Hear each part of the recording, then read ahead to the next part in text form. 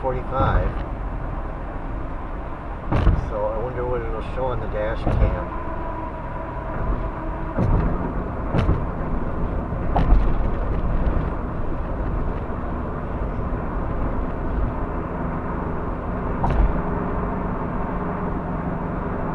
There's that lift bridge. I wonder if that shows. It's to my left, or to my right, I mean. To my right. It's probably off the shop now. I don't remember this being this much under construction. I think maybe they're doing 35 now. They're doing this now.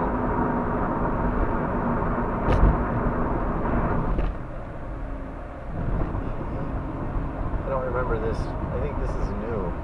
They're tearing this up now. Okay. I don't think we're done with it now. We're building something here.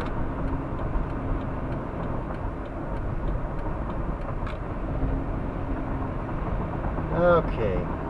This is Lake Avenue. I drove through the downtown area last year. If you want to see that, it's already on YouTube. I don't think I'll do that again unless there's something down there I want to see. It's a nice downtown. I would recommend you watch it.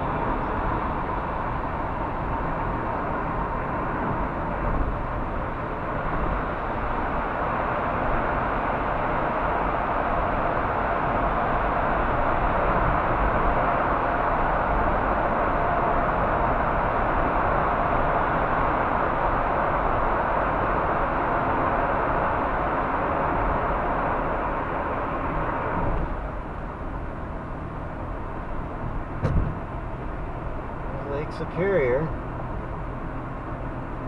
and just a few weeks ago it was 38 degrees up in Grand Marais.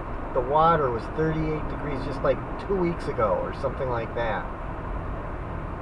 And the temperature of the air along the coast, you know, like if you looked up the temperature in Grand Marais, it was only in the low 50s or mid 50s for highs because the water was so cold. I would have come down here earlier maybe if it wouldn't have been so cold. But you have to wait until, pretty much have to wait until almost July, or it's just gonna be cold up in Grand Marais. Here it's a little warmer in Duluth. It's a little bit warmer than up there. It might be 5 or 7 degrees warmer, or you know, like if it's in the 50s there, it might be in the 60s here. But that's kind of cold. Okay, this is the end. It's the end of the road. Okay, we're at 400.5 miles and it's 5:06.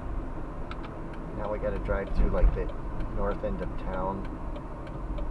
Okay, well I guess I guess we just keep going.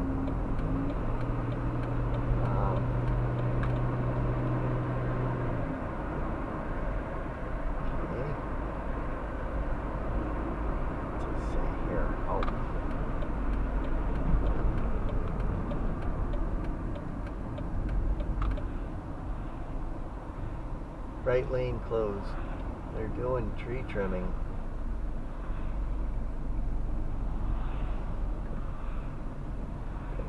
Looks like tree trimming or something.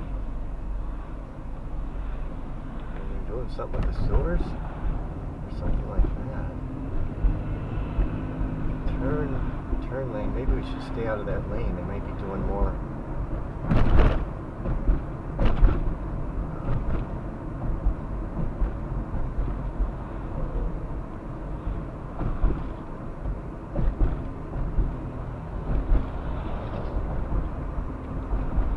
This got to be one of the busiest roads,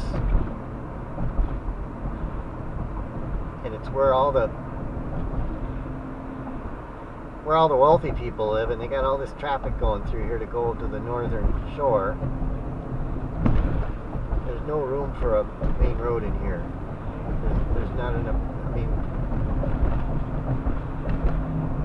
nobody wants a road in here. Nobody wants this to be developed. I don't blame them. They don't want this to all be paved under with highways like they are in the Twin Cities or Chicago.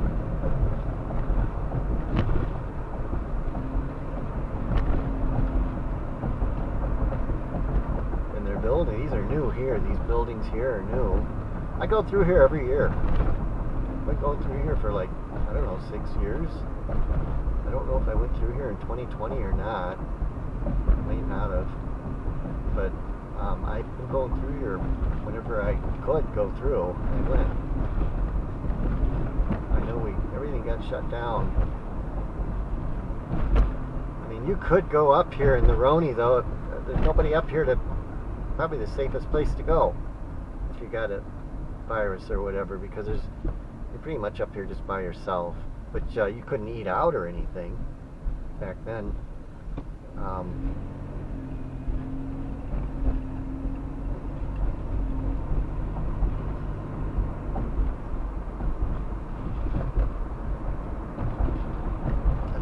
What I did, I know the stock market did well. It dropped a whole bunch and then it went back up again.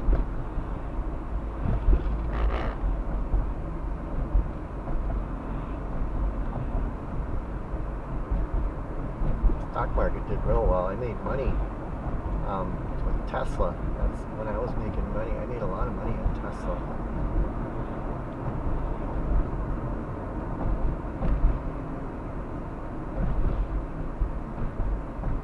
Probably the #1 stock, and I had some.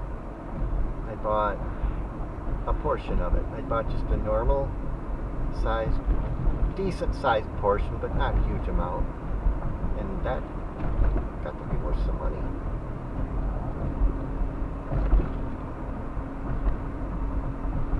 I had to pay tax on that. It's not profitable anymore to own, it seems. I lost a little bit of money on it later, and I tried buying a little bit this year, and I lost money on that. He's a good guy and everything, but those cars are a hobby. They're not a primary car like this van is. They're a hobby. They're a tech gadget, and Trump says, no, we're not going to give tax credits on these cars anymore. And he didn't like that. I don't blame him, because he's done a lot for this country. But the thing is, they're not really a primary car. They're more of a tech gadget. I mean, if they got twice the mileage per battery charge on them or something, they might be, but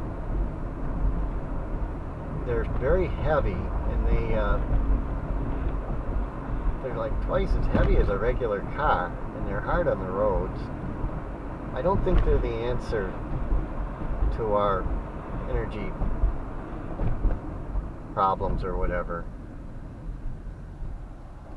because our grid, if everybody gets electric cars, our grid would not be able to charge all the cars. Not until we get a source of energy that's cheaper and more efficient and maybe decentralized. And if you have a decentralized energy system and the cars can drive further, yeah, then it would be okay, and it would be nice if they could lighten the cars up, because